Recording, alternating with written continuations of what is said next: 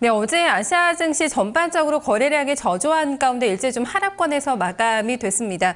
미국의 대선이 하루 앞으로 다가온 데다가 중국에서도 이제 권력 교체 시기도 맞물리면서 여러 가지 정치적인 좀 불확실성의 투자 심리가 위축이 되는 모습이었는데요. 오늘 장에서도 그 연장선상에 좀 흐름이 나타날까요? 좀 흐름을 전망을 해보겠습니다. 중국금융연구소의 조용찬 수석연구원입니다. 연구원님 안녕하세요. 예, 안녕하십니까? 네, 반갑습니다. 일본장이 그동안 좀 강하게 상승을 하다가 어제장에서는 약간의 좀 살짝 조정을 받으면서 갔는데요. 오늘장도 좀 그런 흐름의 연장이라고 봐야 될까요? 어떻게 예상하세요? 네, 아무래도 좀 방향성이 없는 급등락 장세가 계속될 것으로 보여집니다. 아무래도 미국의 그 대선이 있고요. 목요일 날에는 중국 공산당 대회를 앞두고 있는 만큼 투자 방향성을 좀 찾기는 어려울 것으로 보여집니다. 뭐 눈에 띌 만한 해외 재료가 없는데요. 여기에다가 기업 실적 악화로 인해서 거래 대금도 지금 연일 줄고 있는 상황입니다. 이로 인해서 선물 시장의 작은 움직임에도 증시가 크게 휘둘릴 수밖에 없는 상황인데요. 특히 일본 시장 같은 경우에는 상승과 하락 종목이 분명하게 좀 갈리는 그 양극화 현상이 지금 뚜렷하게 나타나고 있습니다. 파나소닉은 1975년 이후 처음으로 400엔대를 붕괴됐고요. 이로 인해서 샤프나 도시바와 같은 종목도 동반 하락세를 보여주고 있습니다. 반면에 올해 회계연도의 영업이익 전망치를 상향 조정한 도우다를 비롯해서 해외 그 자회사의 그 실적이 호전된 기린홀딩스, 킹코만 같은 식품주 쪽으로는 상대적인 강세를 유지하는 그런 모습을 보여주고 있습니다. 오늘은 닛산 자동차를 비롯해서 해외 자원 개발주인 임팩스홀딩스와 같은 134개 기업이 실적을 발표합니다. 네, 최근에 보면은 일본 경기 상황이 좀 좋지가 못한데요. 수출 쪽에 좀 길이 많이 막혀 있다는 점이 가장 큰 문제가 아닐까 싶습니다. 수출 경기가 좀 쉽사리 회복되지 못하고 있는 이유 어디에 있다고 볼 수가 있을까요? 아무래도 세계 경제 침체라는 그 순환적인 그 요인뿐만 아니라 일본 내 수출 구조에도 변화가 찾아오고 있기 때문에 뭐 수출 경기가 쉽게 살아나지 그런 못하는 모습인데요. 일본 같은 경우에는 2008년 리먼 쇼크 이후에 세계 산업 생산과 일본의 수출 수량이 서로 큰 괴리를 지금 보여주고 있는데요.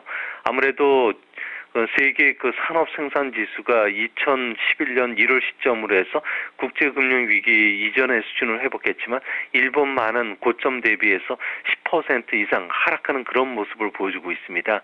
이는 일본의 그 수출 경쟁력이 약화된 때문도 있고요. 특히 이제 엔고에 따른 자동차나 기계, 전기 업종의 수출 채선성 악화가 좀 뚜렷해지고 있는데요. 또한 이것뿐만 아니라 중간재를 비롯한 해외 생산이 그 확대되면서 일본 내 그 직접 투자가 늘더라도 수출 유발 효과가 2000년대와 같은 그 흐름을 보여주지 않고 있다는 점입니다. 일본의 수출 산업의 구조적인 변화로 인해서 일본은행이 양적 완화를 펼치더라도 엔고를 시정이 된다고 하더라도 일본의 그 수출 경쟁력이 회복되지를 못하고 있는데요. 결국 일본의 그 새로운 그 비즈니스 모델을 구축하거나 고부가가치 분야로 연구를 특화시키지 못한다면 일본은 계속 수출 경쟁력 악화로 인해서 잠재 성장률은 아마 제로 수준에 머물지 않을까 그렇게 보여집니다. 네, 중국장은 2100선을 회복하고 잘 견뎌내고 있습니다. 나흘 만에 좀 닷새 만이네요. 닷새 만에 살짝 조정이 나오긴 했지만 다른 주요국 증시에 비해서는 상당히 좀 견조한 움직임을 나타내고 있는데요. 오늘 장은 어떻게 보세요? 오늘은 아무래도 숨고르기 장세가 예상이 됩니다.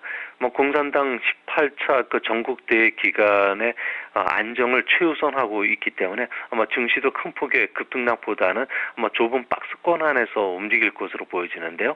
당대 기간에 추가 경기 부양책이 발표될 것이라는 기대감도 있고요.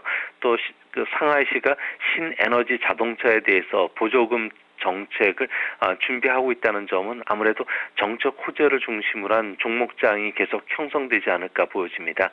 다만 주가 그 상승의 발목을 잡고 있는 것은 이번 주에 그 비유통주 해제 물량이 무려 16조 원으로 주간 단위로는 올해 들어서 최대의 물량이 쏟아진다는 점인 것 같은데요. 경기가 바닥을 통과하고 있는 만큼 주가 하락폭은 크지는 않을 것으로 보여지고요. 부동산과 시멘트, 석유화, 전자를 중심으로 중심으로 해서는 주가 조정 시마다 좀 꾸준한 저가 매수세가 유입될 것으로 보여집니다. 네, 중국 외환 시장도 조금 더 봐주실까요? 빠르게 절상이 되던 위안화가 지난주부터는 다시 정체 상태를 나타내고 있는데요. 중국의 외환 정책 좀 포지션이 지금 현재 어떤 건가요? 네, 지금 중국 정부 같은 경우에는 위안화의 그 흐름이 좀 안정된 모습으로 좀 가는 것으로 원하고 있는 그런 모습입니다. 아무래도 산업 생산과 수출 경기가 좀 더디게 회복이 되고 있기 때문에 빠른 위안화 절상을 지금 원치를 않고 있는데요. 지난 10월에 위안화는 0.8% 절상이 되면서 같은 수출 경쟁 국가인 인도의 루피아라든지 러시아의 루블화보다는 큰 폭으로 절하가 됐습니다. 이로 인해서 그 큰 폭으로 그 절상이 됐기 때문에 위안화의 그 수출 경쟁력을 악화를 좀 막고자 하는 그런 의도가 상당히 강한데요. 문제는 이제 11월 달에도 위안화는 계속 절상될 수밖에 없는 그런 위치에 있습니다. 월말로 갈수록 경기가 좀 회복되는 그런 추세를 보여주고 있고요. 해외 환머니가 중국으로 계속 유입될 것으로 보여지기 때문입니다. 최근에는 홍콩에 그 환머니가 유입이 됐는데요. 아무래도 홍콩 정부가 주택 규제를 강화하면서 온 그 3년 만에 외환시장 개입을 해줬습니다. 이에 따라서 홍콩에 유입됐던 그 환머니들이 홍콩을 통해서 중국 본토로 지금 꾸준히 유입되고 있는 그런 모습입니다. 이래서 연말까지는 위안화는 1달러의 그 6.2 위엔까지는 좀 계속 절상되는 추세를 보이지 않을까 전망이 됩니다. 네, 알겠습니다. 오늘 일본과 유럽, 중국장 전망 잘 들었습니다. 고맙습니다. 네, 감사합니다. 네, 오늘 장의 아시아 증시를 미리 들여다봤습니다.